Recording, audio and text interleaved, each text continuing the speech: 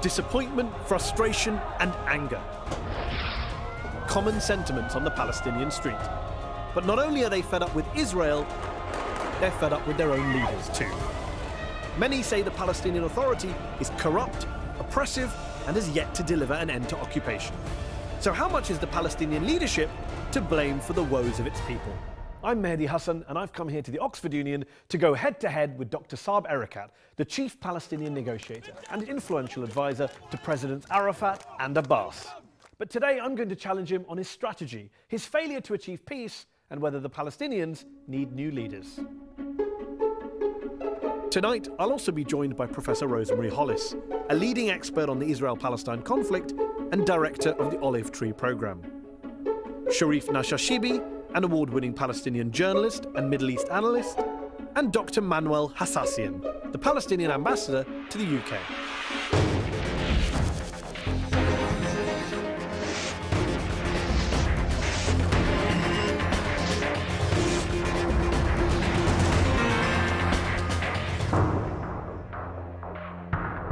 Ladies and gentlemen, our guest tonight, Dr. Saeb Erekat.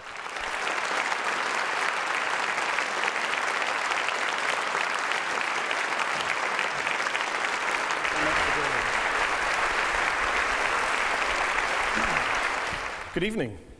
Good evening to you. Saeb, you were a Palestinian negotiator at Madrid in 1991, at Camp David in 2000, at Annapolis in 2007. Let's begin by dealing with this question. What did all those negotiations actually achieve? Given the occupation is still going on, stronger than ever before, surely they were a complete and utter waste of time. No, I disagree with you. I think I was 12 years old when the occupation came to my hometown, Jericho. Palestine was cancelled off the map as back as 1948. And I think today when we introduce something about the state of Palestine in the UN, 165 nation states stand tall to vote for us. Mehdi, I was born as a Palestinian, and I'm proud of it for one reason: to put my country with East Jerusalem as its capital back to the map. But what did those negotiations, 20-odd years of Oslo peace process negotiations, what did they actually achieve on the ground? How did they visibly improve the lives of an ordinary Palestinian family in Jericho or Nablus or Ramallah or Gaza City?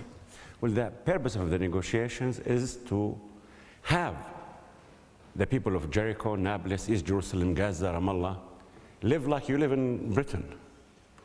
Live normally, to get rid of this ugly occupation, to end this apartheid regime. I'm trying my best to save lives of Israelis and Palestinians. I'm trying my best to deliver a two-state solution. And my question is your best working? Because the occupation seems more entrenched than it was in 1993. Over the last 20 years, 7,000 Palestinians have been killed, 12,000 Palestinian homes demolished, an extra 250,000 Israeli settlers in the West Bank. Israel has been able to carry that out. The argument that's put forward, because you, the Palestinians, gave them cover. You came to the table, you bought them time, they carried on expanding and building settlements, and you gave them cover. I can't give them cover. I'm under their occupation. And since Eve negotiated Adam, I'm the most disadvantaged negotiator in the history of mankind. I have no army, no navy, no air force. My people are fragmented. I'm alone. But the point of the matter, don't blame those who are trying to make peace. Don't blame the negotiations, because negotiation is not an end. It's the means to achieve the end. Blame these Israeli governments and blame these Western governments who still insist on treating Israel as a country above the laws of man. I would share that analysis, but you're the one who chooses to engage in these one-sided negotiations. You're the one who doesn't walk away from the table. Why do I choose to negotiate? If I negotiate with a guy for 20 years, and for 20 years I'm banging my head on a brick wall, I might say, some say, this is pointless. Negotiations is a civilized instrument people use in conflict. And when the matrix of interest between conflicting parties mature to the point where the price of peace is much cheaper than the price of war, we'll have peace. Okay. Well, you mentioned civilized instrument. Just to be clear, because there are negotiations ongoing, have you completely given up the right to armed resistance against this military occupation that you describe, which some would say is a right claimed under international law, which is a right claimed by resistance groups throughout history? I'm just wondering where you stand on violence. Does the Palestinian movement under the leadership of President Abbas recognize a right to resist? There is no single house in Palestine, including my household, that we didn't lose a loved one, that don't have a loved one in prison. As long as there is occupation, there'll be resistance. That's So the our Palestinians right. do have the right? Absolutely we have the right. Absolutely we have the right. Okay. Now, if we want to pursue peace to save lives of Israelis and Palestinians, is that wrong? A lot of Palestinians who I speak to, I was in the West Bank a couple of years ago, they say we're an occupied people. By negotiating with the occupied, you're giving the impression to the world that this is a split between two equal parties, rather than one occupier, as you say, and one occupied people. You're helping the Israeli narrative. No, I don't think so. I'm not saying life is about fairness and justice. As I told you from the beginning when I entered here, Mehdi, I was born as a Palestinian, and I'm proud of being a Palestinian, for one reason, to bring my country with East Jerusalem's capital back to the map. In your 2 decades as a top Palestinian negotiator, correct me if I'm wrong, you've resigned from your post 4 times, most recently in October. 8 times. I believe you've threatened resignation several times. So my question is, what credibility do you have as a negotiator if you keep resigning and then keep coming back to the table? How can people take you seriously? Last time I resigned was in protest of Mr. Netanyahu. Since we began negotiations, he added 10,558 housing settlement units. That's 4 times the natural growth of New York. He killed 36 Palestinians in cold blood. Which is fine. So resign, but why go back again? He demolished 219 homes. And then I submit my resignation to my president. Yeah. All right? And then my resignation is still standing, by the way. But I don't leave my office before some replacement, and I hope they find a replacement. So you're willing to stand aside tomorrow? No, not tomorrow, yesterday. Right now, you are the chief Palestinian negotiator with your resignation letter unopened. What are the current round of peace talks that the world is watching, led by US Secretary of State John Kerry? What do you hope they will achieve? How will they be different to all of the failed peace talks and summits and conferences that have come and gone before? No one benefits more from John Kerry's success than Palestinians, and no one loses more from John Kerry's failure than Palestinians. Yep. That's the truth. So we're exerting every possible effort in order to ensure the success of John Kerry. This man, I've known John for 26 years, all right? And he knows what makes me tick. Do you believe he's an honest broker in this? Yes. John Kerry is a man, Saib, who once said, I will never compromise America's special relationship with Israel. I will never pressure Israel to make concessions that will compromise its securities. He called Yasser Arafat, your former boss, an impediment to the peace process, an outlaw to the peace process. He doesn't sound very neutral to me. I don't think he's a member of the PLO, John Kerry. You asked a question about an American Secretary of State being fair or not. I'm telling you this time. So he's changed? He's changed? He's telling the world. I entered negotiations with him on the basis of a letter given to me on July 29th in his office in Washington, saying that the basis of these negotiations, 2 states on the 1967 lines, all core issues, Jerusalem border settlement, refugees, will be negotiated without exceptions, no interim solutions, no interim agreements, and that's what he said. And how much time are you giving him? He has till April 29th, and we will not extend the negotiations for 1 minute. Quite a few Palestinians are worried that you're going to give up the right of return, as it's known, as enshrined in international law. The so-called Palestine Papers, the leaked collection of confidential documents about the peace process in 2011, suggested you and Mahmoud Abbas had signed up to Israel accepting only around 10,000 Palestinian refugees over 10 years out of a total Palestinian refugee population estimated at somewhere around 5 million. I told Olmert, no refugee delegated me or mandated me to negotiate on his behalf. Number one, this refugee did not become a refugee because of a tsunami or volcano or an earthquake. This became as a result of the creation of Israel. Israel should bear the moral and legal responsibility. Secondly, you set an international mechanism, and this international mechanism go to every single refugee and ask them the choices. So the 10,000, just to get about the 10,000 is a made-up number. No, the 10,000, hear me, please, employ your hearing skills, Mehdi. You employ your speaking skills and then we'll get an answer. I'm trying my best to tell you that the answer I gave him, no refugee mandated me. This is the free choice of every single refugee. Number one, the right to return to Palestine with compensation, return to Israel with compensation, remaining where he is with compensation. And this is how you end claims. Because if I were an Israeli negotiator, Mehdi, I'll demand 2 things from Palestinians. End of conflict, end of claims.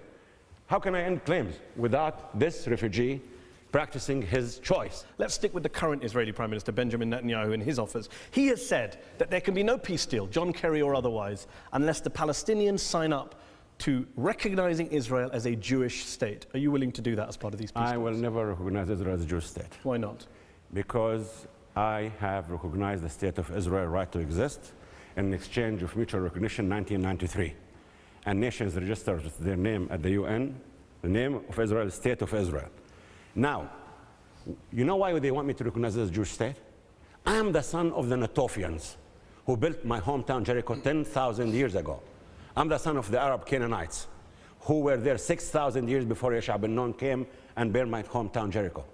What the Israelis want me to do when I recognize Israel as a Jewish state, they want me to change my narrative, my history, my religion. And you won't do it? I will not do it. But if your friend John Kerry says you have to do it as part of this deal? No force on earth will make me change my narrative. Is it, and are you saying that as Saeb Erekat? Or are you saying that as the chief Palestinian negotiator? I'm saying that on behalf of 11 million Palestinians. Okay, so I'm their chief negotiator. So let me deploy my speaking skills and ask you a very clear question, and you can answer it very clearly for everyone here. Is it a deal breaker? If the deal is that you have to recognize Israel as a Jewish state, you will say no, see you later. Bring on April 29th. Number one, you're right.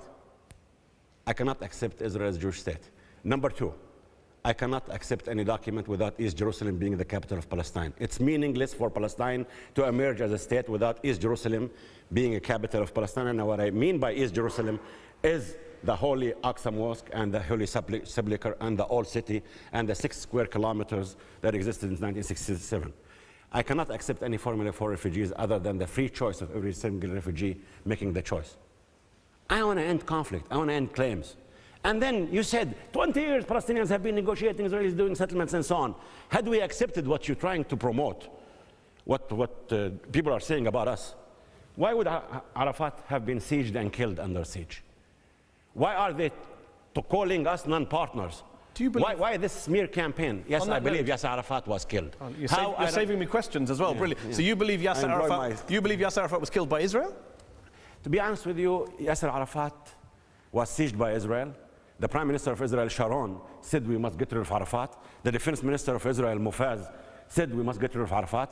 A person in my position should not jump to conclusions without evidence. I don't have evidence, but my heart knows it, that Yasser Arafat was sieged and killed by Israel. So your heart says Israelis killed my president. Your head says I'm going to negotiate with them in good faith. I'm going to negotiate with them in good faith because I want to save the lives of my children and grandchildren. Do you worry about your own life then? I think we are all in danger. Abu Mazen is in danger. He's being threatened today. There are ministers in the Israeli cabinet who are saying we must get rid of Abu Mazen.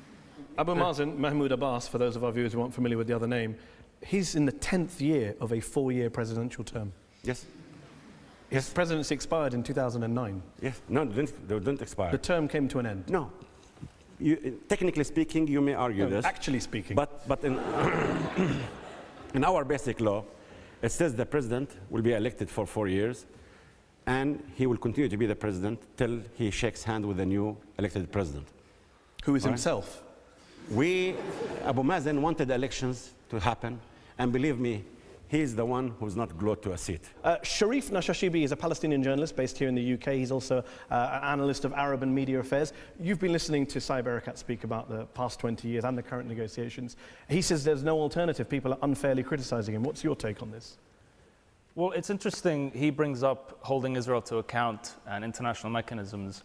Almost a year and a half ago, we upgraded our status at the UN. This allowed us entry into the International Criminal Court. We could take Israel to court. Since then, you and the PA have been threatening to do that, and you haven't. How many more settlers do we need to accept? How many houses need to be demolished? How many people need to be killed before we say enough? We have a weapon in our hands that we're not using. It's a potent weapon, and international law is on our side. Why have we not joined the ICC? Why are we not taking Israel to court? This is the alternative we should be pursuing.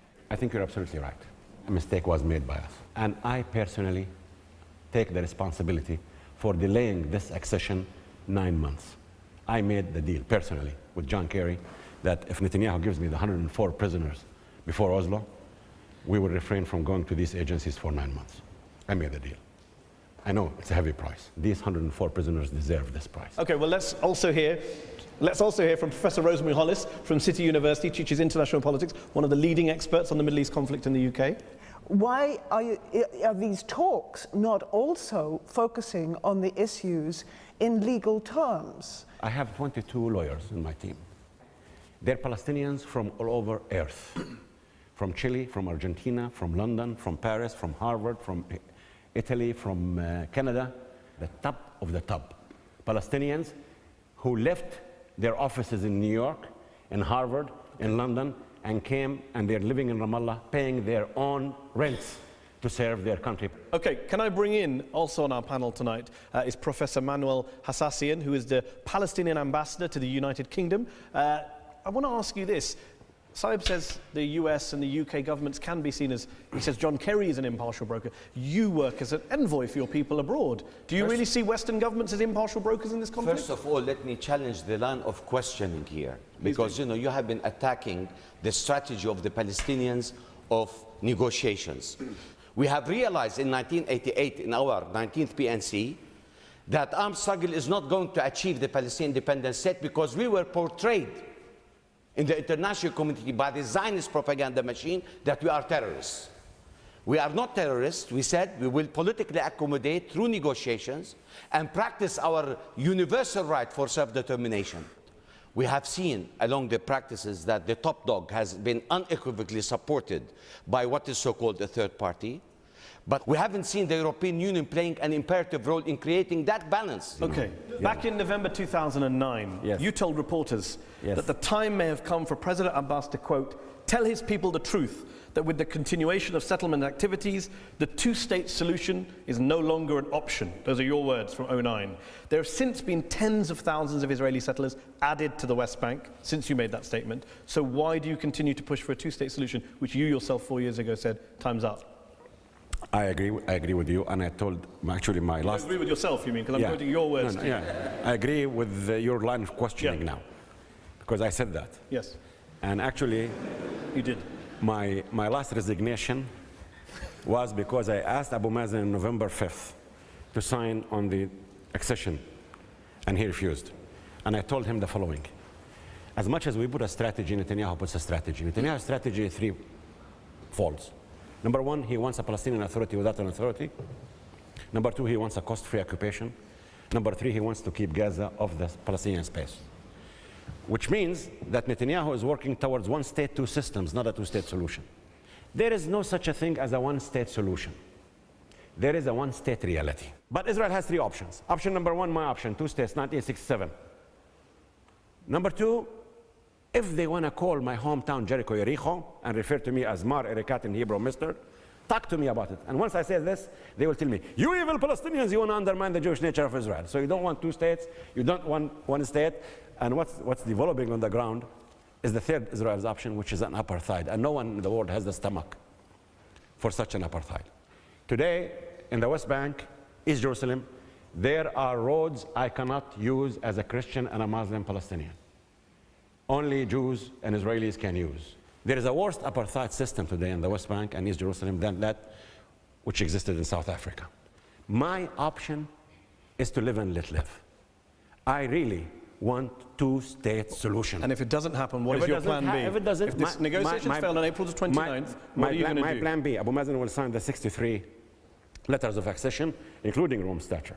And I told the Israelis, if you worry about international criminal courts, stop committing crimes. There are Jewish kids today, ladies and gentlemen. They come from London, from Paris, from New York, and they come to the West Bank and East Jerusalem. They burn trees, they burn homes, they burn mosques, and they believe when they're doing this, they're closer to God. This is very, very wrong to any society. And these are war crimes. So that was going to be your pursuit post-April 29th? Exactly. And then once we do this, I'm afraid the authority will collapse. The Palestinian Authority, the one you know, cannot be sustained in its current form because Bibi Netanyahu is changing the role of the PA. The PA was born to transfer Palestinians from occupation to independence. That's the task. Now Bibi Netanyahu wants this authority to pay salaries and to do security and so on. It's not sustainable anymore. And then if you want me to take you into the scenarios of after that, it's going to be very ugly. And mark my words, what's happening in the Arab world is Arabs are democratizing. And anyone who says Arabs are not ready for democracy is a racist. And this is the best thing that happened to me as a Palestinian. All right? It's going to be painful, it's going to be long, it's going to be bloody. We need two things to defeat extremism in this region. One, democracy in the Arab world. Secondly, drying the swamp of the Israeli occupation. Okay. You know, I have 6 grandchildren. The youngest 3 months old, and the oldest is 5 years old. I've done everything humanly possible to avoid the road I went through for them. And the sad thing that aches my heart is I really don't want my children to be suicide bombers. This is too much to do a job for it? You say that you don't want them to be suicide bombers. But there are lots of other ways of resisting, non-violent resistance. One form is the boycott movement, the boycott, divestment, sanctions, the BDS campaign against Israel. You've referred tonight several times to Israel being worse than apartheid. And yet, in apartheid South Africa, the ANC, the National Liberation Movement there, Nelson Mandela, Desmond Tutu, they supported the international boycott movement against South Africa. You say Israel's worse than South Africa, and yet you and Mahmoud Abbas say, don't boycott Israel, we don't support the BDS movement. How do you explain that contradiction? We are with every single legal move any nation wants to take. What about non-nation groups? People's movements? People, individuals, nations, groups. In South Africa, Mahmoud Abbas said we do not support a boycott against Israel. President Mahmoud Abbas said the following: I'm not asking people to boycott the Israeli universities or so on, because I'm engaged with them for this 9 months. Rosemary Hollis, we've been talking about one state, two states. Given where we are now, do you still think a two-state solution is viable, possible? It's very difficult to see how it would work in such a manner that all the Palestinians, including all the refugees, could agree to it. I think we're asking you, Dr. Erekat, could the Palestinians not improve their negotiating stance? Usually when we do in our negotiating behavior, usually we put positions what we want. This time we chose another negotiating behavior. December 8th, 2013, a letter from President Mahmoud Abbas to President Obama, I'm revealing it now. January 4th, 2014, a letter from President Abbas to John Kerry. We said in this letter, Abu Mazen said, not what we want, not what we can, what we cannot do. This is it. It's a moment of truth. Believe me, negotiations are over.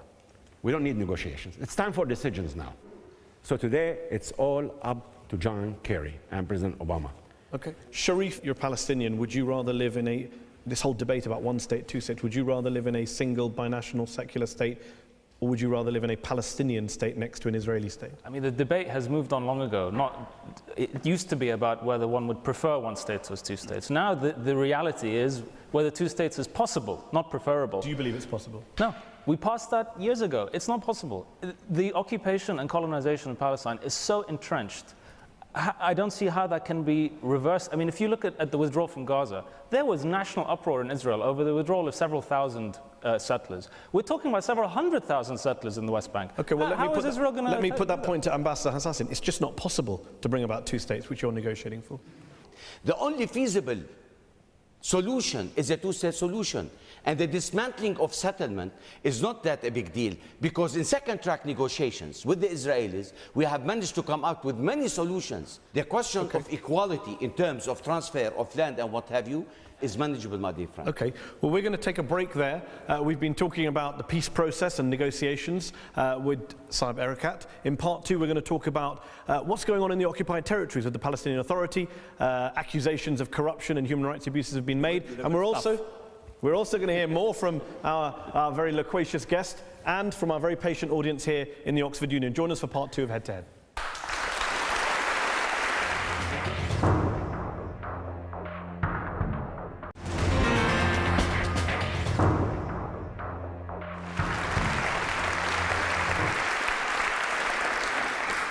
Welcome back. You're watching Head to Head on Al Jazeera. We're here in the Oxford Union with Dr. Saeb Erekat, the chief Palestinian negotiator. We've been talking about the peace process, about negotiations with John Kerry, about two states versus one state. I was in the West Bank in 2012, and I found a lot of Palestinians, a lot of young Palestinians, who were angry and frustrated, not just with the Israelis and the occupation and with Western governments, but also with the Palestinian Authority, with Palestinian security forces, over human rights abuses, over a lack of democracy, lack of transparency, corruption allegations. You must hear the same thing when you're traveling through Jericho or Nablus or Ramallah.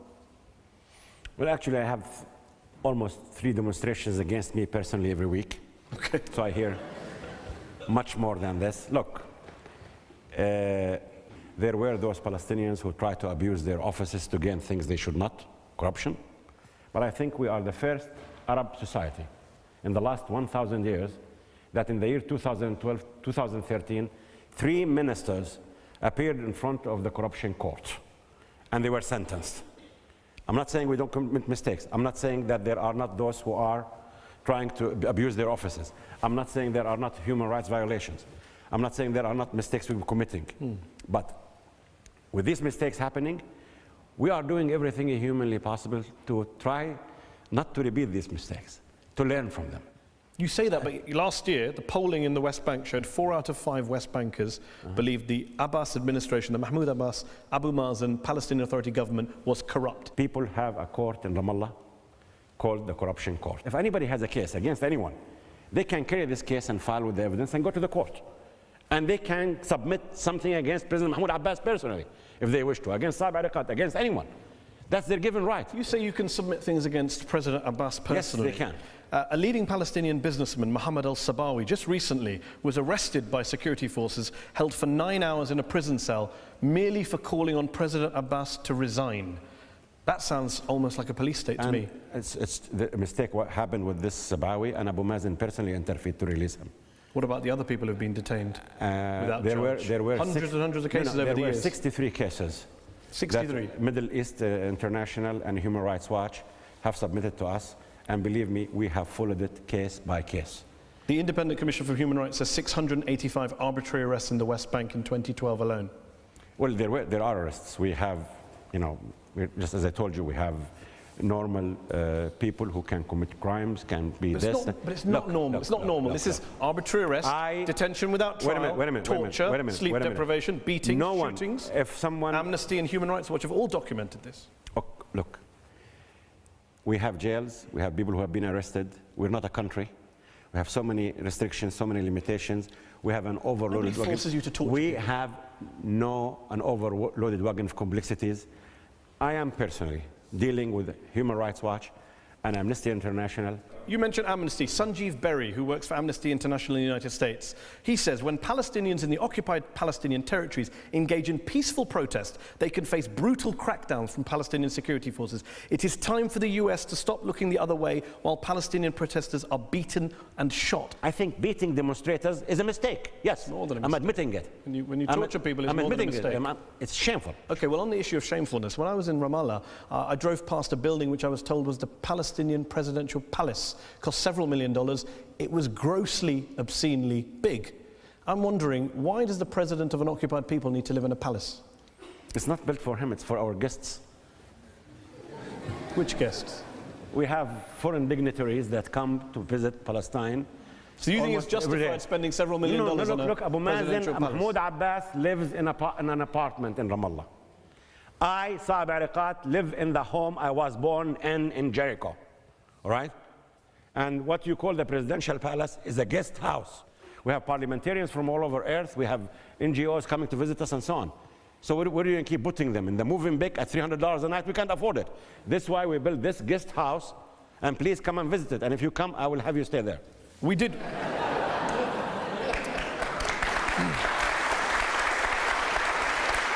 I promise. I did come to Ramallah, and when the Al Jazeera camera crew went to film the palace, they were threatened with arrest.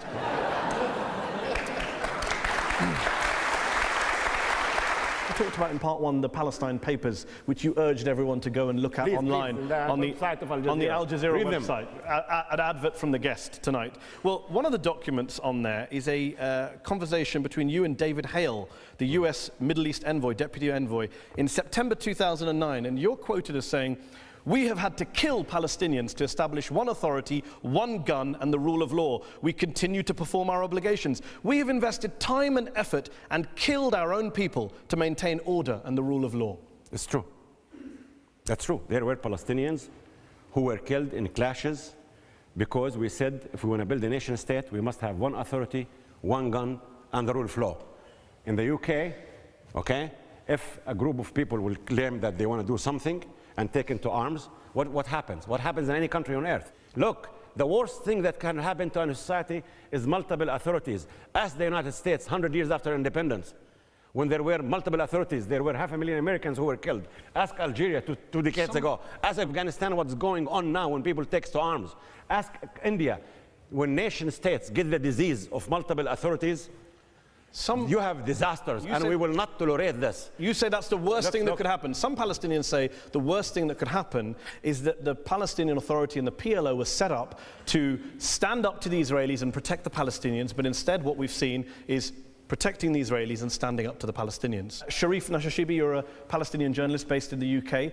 What do you think of the Palestinian Authority's security record, human rights record, and the rest? I joined, several years ago, I joined a UN program that sends expatriate Palestinians to Palestine to help build institutions there. And they placed me in the Palestinian Authority as a media consultant. And I experienced firsthand corruption, nepotism, and ineptitude. And I went to Palestine really wanting to make a difference to my country, and I left completely despondent that the PA had the ability or even the willingness to make a real difference on the ground. And I spoke to many other UN employees, Palestinians, who are in the same program, who are in the Palestinian Authority, who felt exactly the same way. Sharif, it's your country. I mean, you're there as much as I have a duty to do for my country and to get it back. You have a country to do it. So you have no excuse to leave. It's you and me and Manuel and every single Palestinian who believes in bringing Palestine back to the map. We should stay the course and stand shoulder to shoulder. But please, because I'm not sidelined here. I was sidelined Ashraf, in my own country. Let me bring in Ambassador Hassassian, who's here. You're an envoy for your people abroad. Yes. Do you find it difficult to make the case for your people in London or Washington or Paris with all these allegations of human rights abuses and corruption being thrown at you and at the Palestinian Authority? First of all, I represent the entire Palestinian people. So when I speak about Palestine, I speak about every single Palestinian. So from that perspective, let me tell you something. First of all, we are still in the middle of a national liberation movement. The objective conditions that we are living in under occupation, I think your question should be directed towards the human rights abuse and violations of an occupier for almost 5 million Palestinians. There where we have to concert our efforts in fighting our battles. With respect, when we have Israeli guests on the show, we put those abuses to them. Now we have Palestinian guests on the show, I'm putting them to you. Yes, we beg to differ sometimes amongst ourselves, but this is the beauty of pluralism and democracy. Now, nobody says every government is perfect, every country is perfect. There are human rights abuses in the United States, in the UK, in Europe. So we cannot just come and say that the PA is practicing human rights abuses against its people. That's not true. It's looking at the glass as being half empty and not as half full. We have achieved so much as authority to the Palestinian people. If you've been tortured with respect, I'm not sure you would care about whether the glass is half empty or half full. Let me bring in Professor Rosemary Hollis, who's an academic at City University here in London, one of Britain's leading experts on the Middle East and this conflict. Rosemary, same question to you. How much damage do you think these allegations of human rights abuses and corruption have done to the Palestinian cause in the international arena? Not a lot, actually. I think the days when they did the Palestinians the most damage was in the 1990s, when the Palestinians were constantly expected to change and be better in order to meet Israeli requirements for a partner in the negotiating process. Now, there are two things that you... Yep. Please. In whatever order you like. First of all, I'm not going to justify a single Palestinian being tortured. That's wrong. That should stop. And I can assure you that the president of Palestine, Mahmoud Abbas, is personally involved in every single case. I'm not saying that it stopped, but I don't think any of us should justify these things. And I don't think any Palestinian should justify any form of corruption. I don't think so. Mistakes are being committed. And we, Sharif, myself, and all those Palestinians who want to build a nation must stand shoulder to shoulder in order to make sure that the right people are in office in Palestine, and we will make it. Okay, well, on that note, let's bring in our very patient audience here in the Oxford Union.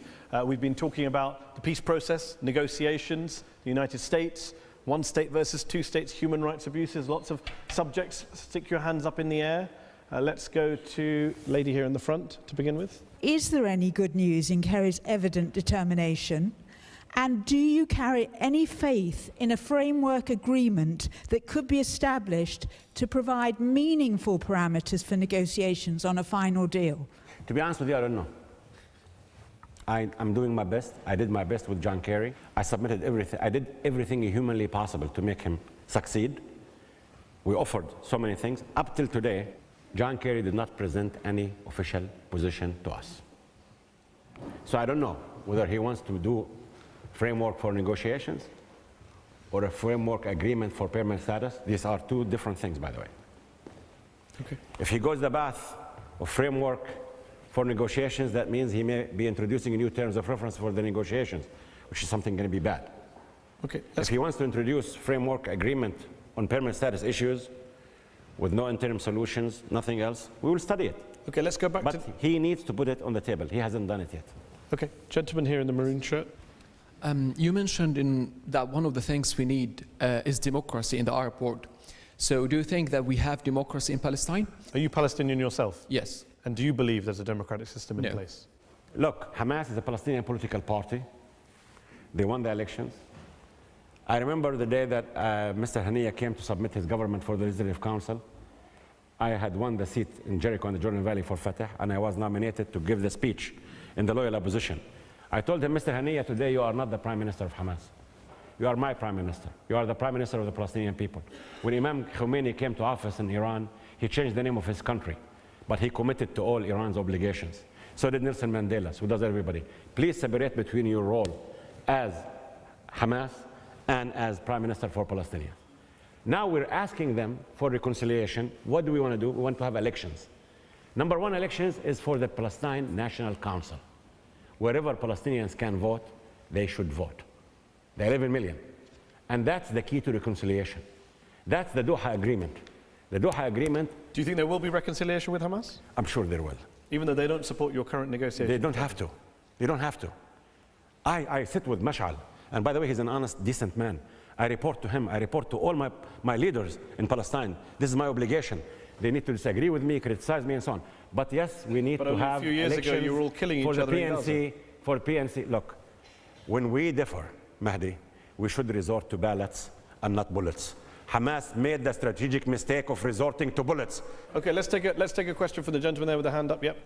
Could you explain to us how the continued arrest and detention and harassment of Hamas members in the West Bank advances the cause of national reconciliation? Look, we have a problem. We have a serious problem in this split. And people are not arrested because they are Hamas.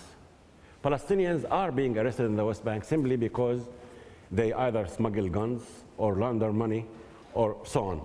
But we don't go and arrest Hamas because they are Hamas. As a matter of fact, we want to have reconciliation with Hamas.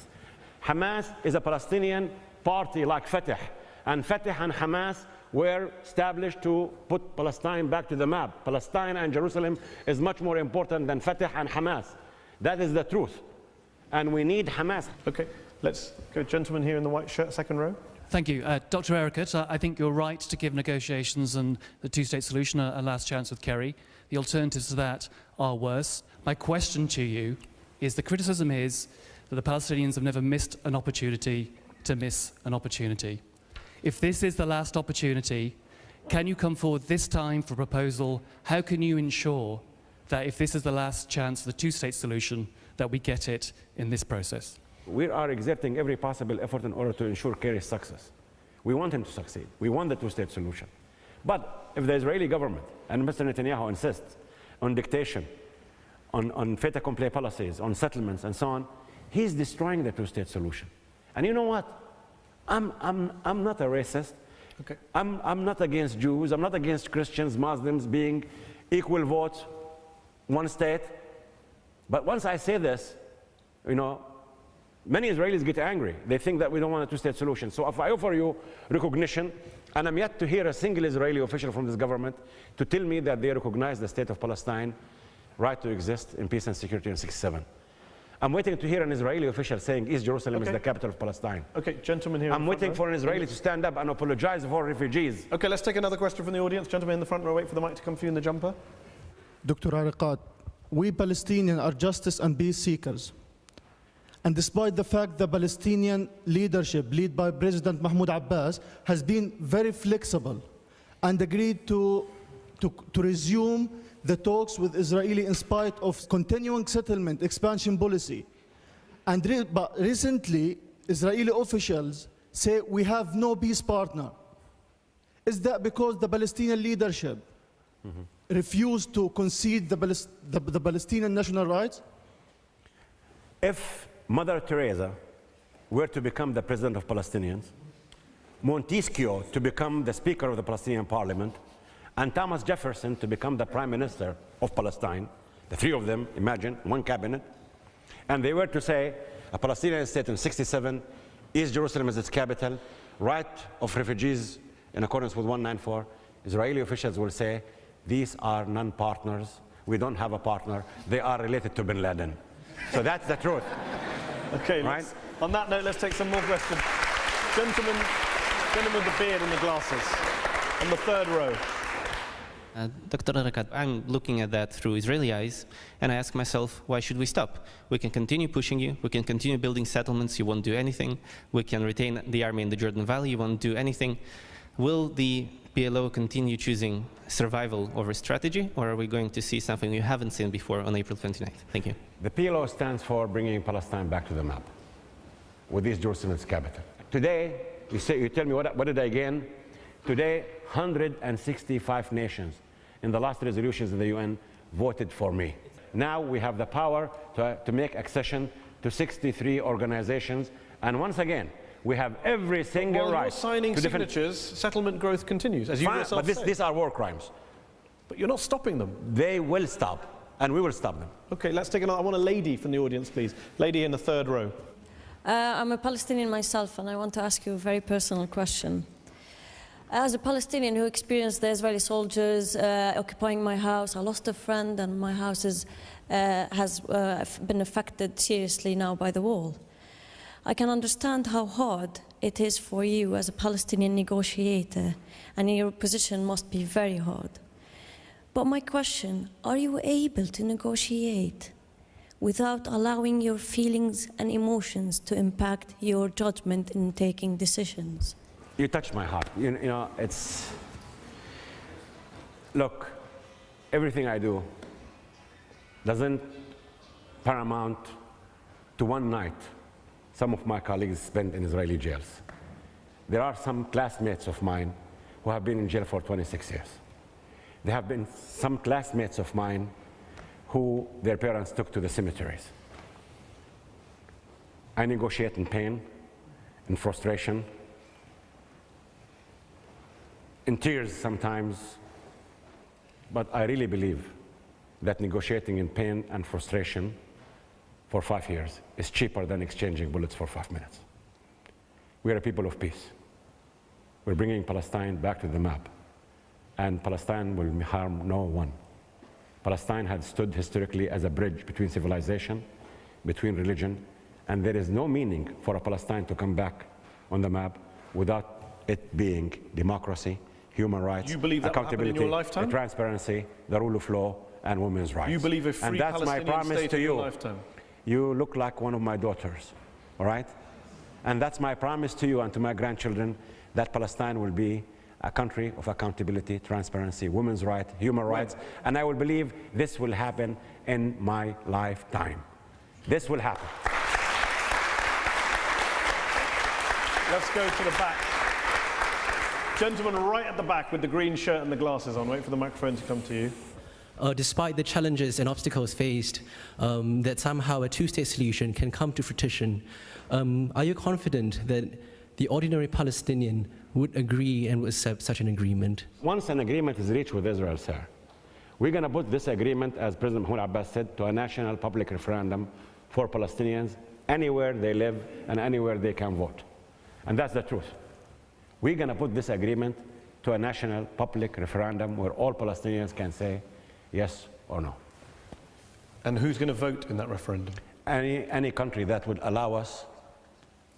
We're scattered in the 5 continents now. So all Palestinians will vote on a peace deal? All Palestinians have the right to vote for this peace deal. And as I told you, me living in Jericho, or you living in Jerusalem, or somebody living in Gaza or in Scandinavia makes you no difference.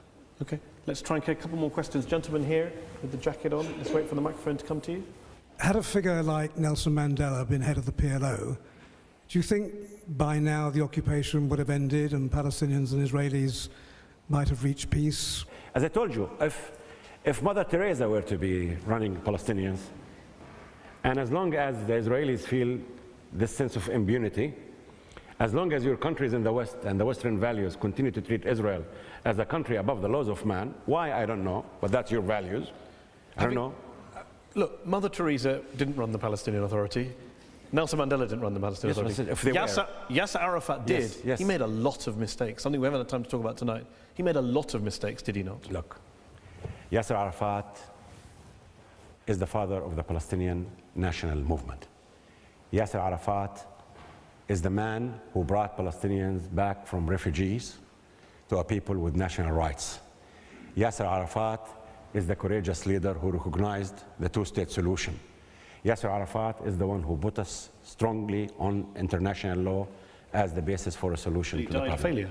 Look, Yasser Arafat was killed because he stood fast for Jerusalem, for refugees, for our rights. And I'll tell you a joke to end. Please do. A Palestinian and Israelis go to a Western movie, cowboy, and the star is running. So the Israelis, as usual, look at the Palestinian and tell him, in 60 seconds, he will fall from the back of his horse, $20. And the Palestinian immediately provoked, yes, you're on. So in 59 seconds, the star fell from the horse. So the Palestinian carries the $20, when I give it to the Israeli, and the Israeli's conscience, feelings, guilty. No, I can't take it. Why? So the Israeli said, I don't want to cheat you. I've seen this movie before. So the Palestinian looks at him and said, I also saw it before, but I thought he would learn from his mistakes. And the minute we will learn from our mistakes, we are bringing Palestine back to the map, and that we will.